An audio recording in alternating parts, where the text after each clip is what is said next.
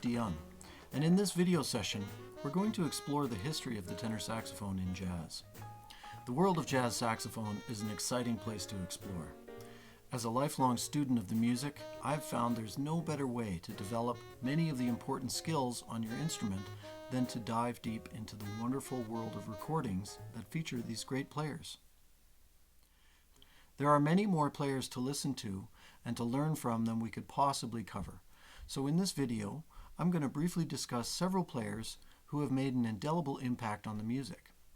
These are names that everyone who plays jazz should have some familiarity with. But please remember, there are countless more that are worth exploring. But I'm going to leave that up to you as you continue on your musical journey. In addition to discussing a bit about the players, I'm also going to demonstrate an excerpt of a tune associated with each player, and I would encourage you to put these tunes on your list of essential tunes to learn. We're going to begin with the swing era, a period from roughly 1930 to 1945. This is also the period when the saxophone began to play a much more important role in the music. Let's start with someone who is considered to be one of the first important stylists on the tenor saxophone, the great Coleman Hawkins. Throughout his career, which spanned several decades, from the 1920s to the 1960s, he had the nicknames Bean and Hawk.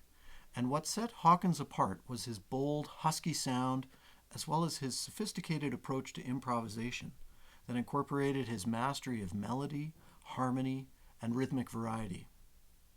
His legendary recording of the standard Body and Soul in 1939 is a beautiful example of the mastery of his many techniques of jazz saxophone playing. He had a warm, lush tone, gorgeous vibrato, effortless fluidity over every part of the range, delicious note choices, and mesmerizing rhythmic variety. Having the sound of Coleman Hawkins in your ear is a really important step to learning how to emulate these players. Start by multiple listenings of the recording. Start to sing along when you get a little bit more familiar with the tune. Then try to copy just a few notes. See if you can play along with them. Depending on what skill level you're at, you might just copy a few notes, maybe a few bars. If you've been playing the saxophone for a few years, see if you can learn a whole section of the tune, maybe even the entire melody.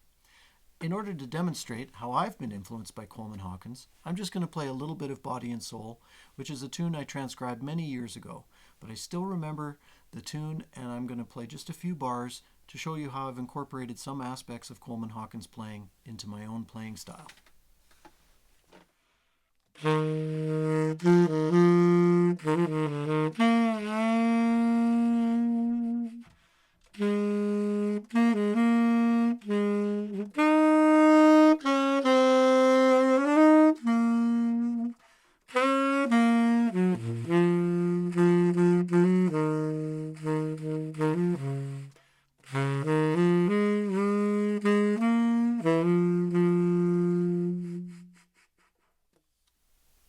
Next, we're going to check out the music of tenor saxophonist Webster, the man known as Prez.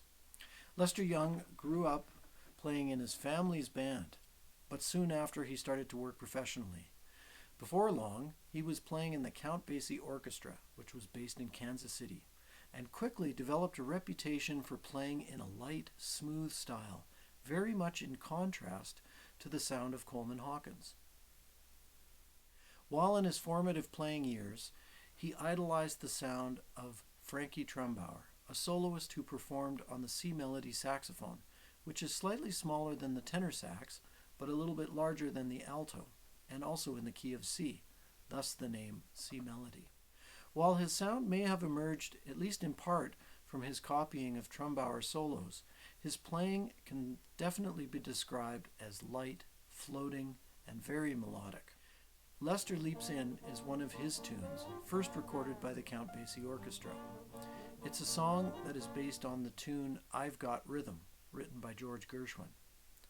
I'm going to play the melody while thinking of Webster Young's sound. Note that the form of the song is AABA and that the bridge is improvised. Here is Webster Leaps In.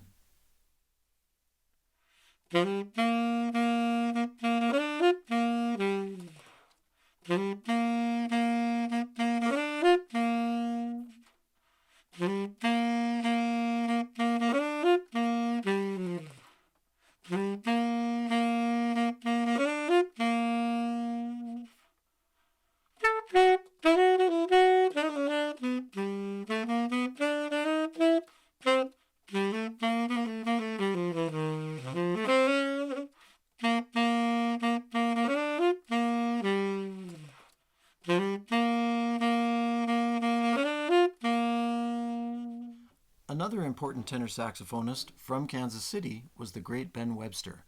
He had a nickname. It was Frog.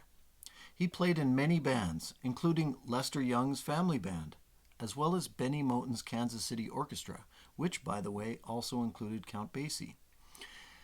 Webster played in the Fletcher Henderson Orchestra, but he is probably best known for his time as a member of the Duke Ellington Orchestra.